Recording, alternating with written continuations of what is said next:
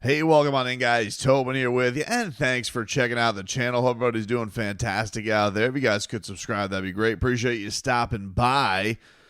Tua Tagovailoa today. He was speaking to the media. He's going to start practicing on Wednesday, so I guess they figured in the midst of struggles in game week, let's get all the concussion questions out of the way. Very odd press conference. Flat out. Very odd press conference. Tua not in a good mood, especially early on, answering all the questions about this concussion stuff. Very tight-lipped, short answers. Could tell that he just was over it. Didn't want to be answering any of these questions. I think the thing that's fascinating about this with the concussion thing, right? And I don't know why these are rules, but like it almost would be a wonder, like once he really could just answer questions, because eventually he does have to answer the question if he could just answer the questions, right? So like, for example, Tua said in this press conference, he's felt symptom free basically since the day after this happened. He's been thrown for 5 weeks. He's felt fine. Why not just like get this out of the way in the midst of him in concussion protocol or on IR? I guess there are some rules or whatever, but like, who cares about that stuff, right? Like, I do think there's an element of he's sick of answering the stuff about the concussions.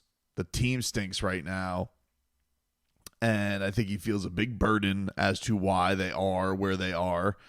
Although he did have some interesting, some could call call-outs of his teammates, certain teammates, because he had said something to the effect of it shouldn't all crumble like this just because one guy is out. I thought that was pretty interesting. That felt like to the other leaders of the team allowing it to get to this point. He was disappointed in. And Mike McDaniel made the point in his press conference today. He had said he had just told the team before speaking to the media, we cannot look to Tua as the savior of the team. And I understand this sentiment from everybody that they think, oh, well, one man can't make the difference. If we could all just grow up for a second, whatever you think of Tua Tagovailoa as a quarterback and where his standing is in the league, whatever. This team, without him, is inept. And if you don't want to put the term savior on it, fine. But he is the engine that makes the car go. And there's nothing wrong with just stating what all of our eyes see. Maybe the Dolphins will still struggle. Maybe they will win games. The Dolphins are still with some flaws with Tua. But the most obvious one is that they cannot run a competent offense without their starting quarterback. And any other team that has a good quarterback that has to lose them, every other one feels the same way. Whether it's Baltimore losing Lamar Jackson, you might win games every now and then. You might, and I'm talking about like a elite difference between the good guys and then the drop-off. I'm not talking about Anthony Richardson, Joe Flacco. I'm not talking about Will Levis to Mason Rudolph. I'm not talking about Gardner Minshew to Aiden O'Connell. I'm talking like Patrick Mahomes to Chad Henne. Respected Chad Henne for winning that playoff game one time, though. I'm talking, Josh Allen to, I don't know, who does he have? Trubisky? I don't even know who the hell his backup is. I'm talking Lamar Jackson to, at one point, Tyler Huntley. It's okay to just acknowledge what it is. You guys all miss the holy hell out of your quarterback, and it's going to make a huge difference to the team. Does it fix everything? We'll find out. They have a lot of other flaws that aren't just Tua. They've shot themselves in the foot with awful turnovers and terrible penalties and just very below average coaching at times. Things that seem like they shouldn't be easy mistakes that have been. But Tua was definitely, I would say he was bordering on almost defiant in some of his answers in this, and that he feels like he was treated differently. We've talked about this with the IR stint. Mike McDaniel made the point today that he thought, time, after speaking to experts, that time was important. To give Tua time off was important. Even with Tua feeling completely fine and him saying completely fine. But he said there were definitely some quotes that stood out for this one. There's probably 3 of them that are the biggest standouts in this entire press conference, and we can get to these. The first one was him basically saying his message to those who are concerned for him. There were a lot of people out there legitimately worried about your health and making sure that you're okay. Mm-hmm. What would you say to those that are worried that you might get hurt again and this is something that's going to continue? I appreciate your concern. I really do. I love this game, and I love it to the death of me. That's it. So there you go. He loves it, quote, to the death of me. Interesting wording. It's basically it is a very nice way of Tua telling you, take your concerns and go bleep yourself. I want to play football, which is fine. It's his prerogative. He is, it's his family. It's his life. This is a part of it where like we all clutch our pearls and I think people are going to be very concerned watching him play football. And there's going to be no doubt that the next time, if there is a next time, hopefully there's not a next time, but if there is a next time that this happens, there's going to be even more calls. Not that there haven't already been calls, but there's going to be even more calls to call it a career. I don't know how the Dolphins react if there's another one of these this year. Do they just shut him down for the year? Because it seems pretty clear the Dolphins went, I don't know if against his wishes is the right way to put it, but it definitely feels like they went overly cautious with this, even if he felt fine. He said he didn't forget anything. He said that he's been thrown for 5 weeks. He says that, there were no symptoms after this happened. It just looked really, really bad. But it's impossible not to look at him differently because he has been treated differently. And I almost feel like the genie's out of the bottle with him. Like he's not treated like Devon Achane is. He's not treated like Teron Armstead or Kendall Fuller are. He's not treated like Josh Allen is. Chris Olave. He's not treated like these guys. He's not. And I don't know why it's been that. And throughout his career, everything with him has been more attention getting than other people, but it has. And I don't think there's any way he can make all the pleas that he wants out there angrily, sincerely, all of that stuff. I'm definitely gauging the frustration that he has from all of this, from a public noise standpoint and what it's done to the organization. And it is tough because, he's going to mention here, I'll play this other clip where he feels like this is all based off what happened 2 years ago. And well, yeah, it is. And that's the thing is he's not, everything that he did last year of getting through with durability is going to go back to what 2 years ago, because look, like it or not, the Dolphins were in a bit of a public firestorm. His concussion against Cincinnati. That's the reality of it. Whether they deserve that criticism or not, that's another debate for another day. But they did deal with a lot of criticism. They dealt with national news outlets talking about this quarterback who had a funky walk during a game 4 days prior to him getting stretchered off a field. But I think that he just wants to look at it like, hey, that's an old injury. And I don't know the proper way to deal with that because I think he's entitled to that.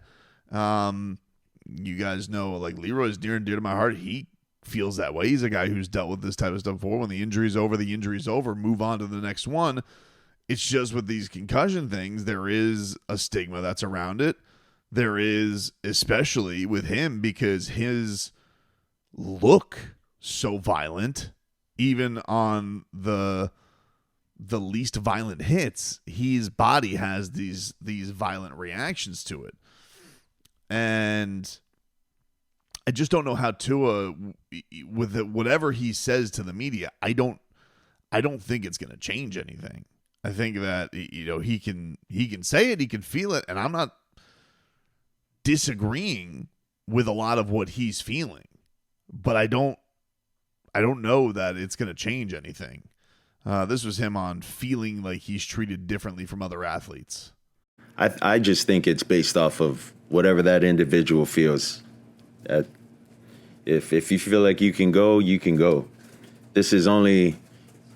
I just think this is only becoming a thing just because of what ended up happening 2 years ago for myself within the sport. I hate that it's happened, but we don't look at boxers the same way. We don't look at hockey players the same way. But I just think because of what happened and the magnitude that it's becoming more of an issue here in the league. Well, it is. I mean, like, this league has definitely dealt with more of a stigma than any other league. It's the most popular league in the world, and Tua is not the first person that has had to deal with concussion issues, and there's been some very serious things with CTE and league settlements and lawsuits and all that type of stuff. So why does it have more of a stigma than the others? Because it's the most popular sport in the country. Like, that's his answer to it. And you guys know that, fighting's near and dear to my heart. I would say for Tua, I got to tell you, dude, like, if you don't think that fighter concerns is a concern all the time when a guy is taking too many losses in a row, or why is this guy continuing to fight?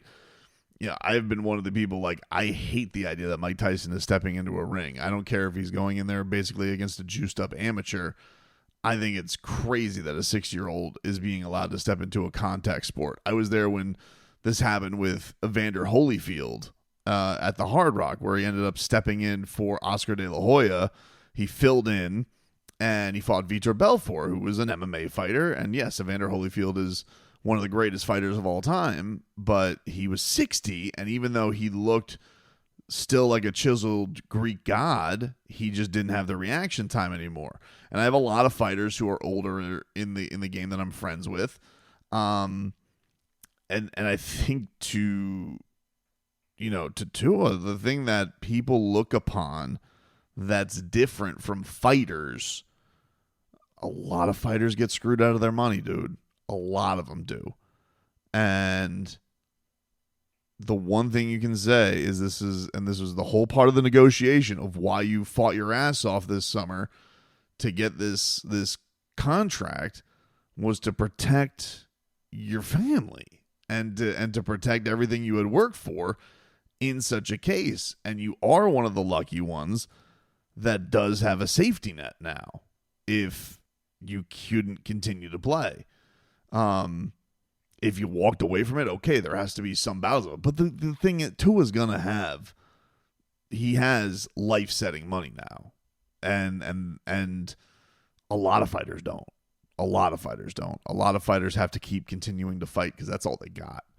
And they didn't necessarily get the $160 million guaranteed, but they're also not treated that way because fighters aren't on our TVs 18 weekends in a row in the most beloved sport. They're usually on our screens maybe twice a year if they are super, super popular, and maybe 3 times if you watch their rise come up. And look at them. A lot of them don't know how to leave, and they should. Manny Pacquiao still fighting exhibitions against 2 big kickboxers. Donald Cowboy Cerrone is still trying to come back from the UFC. They shouldn't continue to fight. That's why Dana White is telling, Donald Cerrone, like, we will figure out money. We will do anything. Please don't fight anymore. So, but those guys also got to finish their careers or have a full, fulfilled career. Tua is at this strange spot in his life where he's a very young man. He's a young father. He feels at the peak of his powers. His team is struggling. And he just feels like the book ain't written yet. And I can respect that. It is on his terms. But to compare yourself to a boxer, that one didn't hit for me. I got to tell you, that was kind of a swing and a miss analogy for me from Tua. Because if he doesn't understand why he's treated differently, I just think that's speaking to a real lack of awareness as to where his situation is at compared to other athletes who can't walk away necessarily. So, and I'm not saying that he should. I'm letting you know that there's a pretty big gap there as to why he has been treated differently and why it's not the same as boxers and fighters. And then he kind of stuck the landing, I guess you could say, on the press conference with this, because a lot of the reporters there today, and I will say, I don't like to judge press conferences because I get the media has a job to do. I've been in press conferences, I'm not around the Dolphins a lot anymore. I'm more at a Heat. It's a much more intimate setting. There's not as many people covering the team. I did think it kind of bordered on badgering a little bit today, so I think that probably added to the frustration level of it, and that is all respect to everybody who has a job to do. I'm not hating on anybody in particular, but it just felt like a really weird environment to watch. And this was Tua's ending to it, and he basically was asked about asked again about, where he's at with these things and his life, his career. And he basically went on to say, he goes, well, there's a risk every day in life. He said, he was asked, you've said it's obviously your decision. You have more information than we do, but how much risk do you think you're taking to play again any more than a normal player? And then this was Tua's answer to that, which was basically saying, I am willing to play the odds and play this game. Well, how much risk did we take when we get up in the morning to go drive to work, get into a car crash? Maybe, I don't know. Everything I think takes risk. So to answer that question, every time we all suit up, we're all taking a risk that we could potentially get hurt, whether it's a concussion, a broken bone, anything. You get up off of the bed the wrong way, you potentially could risk you spraining your ankle. There's just risk in any and everything. And I'm willing to play the odds. That's it. He loves football, man. He loves football. He made that came out of his mouth today. He's like, I love this game. This is the game that I love. It's a little bit of a F, there was almost like a little bit of an FU to the media. Like, you guys don't really care. And I get it. There is a defiance. The same people that were talking about my career future or I shouldn't be here or asking questions if I'm the franchise quarterback. Now you guys care about my life and well-being. You didn't care about my life and well-being, whether or not if it was going to be me or Deshaun Watson here or me or Tom Brady here.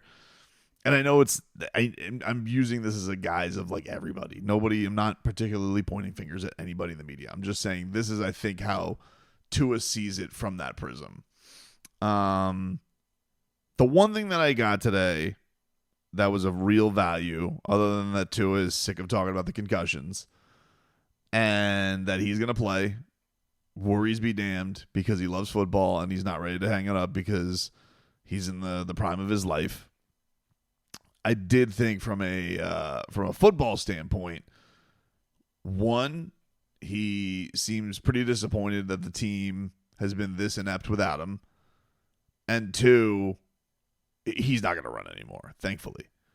That definitely came through. I feel like he was knowing that he's got to know the risks of not putting himself in harm's way.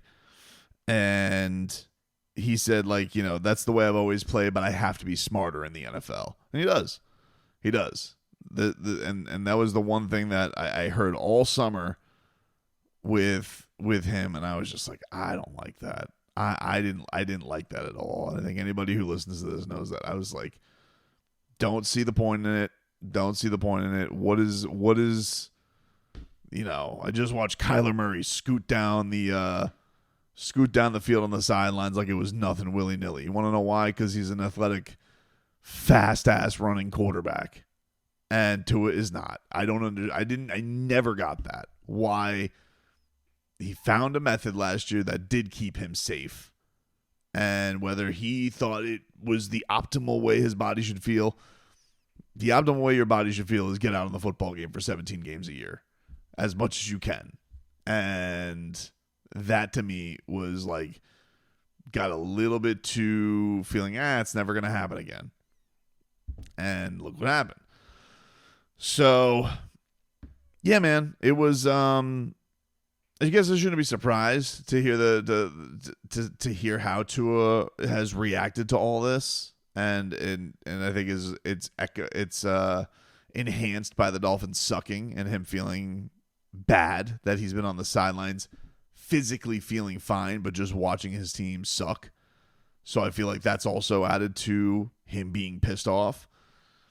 And we'll see where it goes from here. But you know, Mike McDaniel thinking that he's not the savior, or people think that he's not going to fix things, like, yeah, if he's going to be out there and he's going to be talking about, hey, I want to be out there and I've been throwing for 5 weeks, like, nah, it better hit the ground running.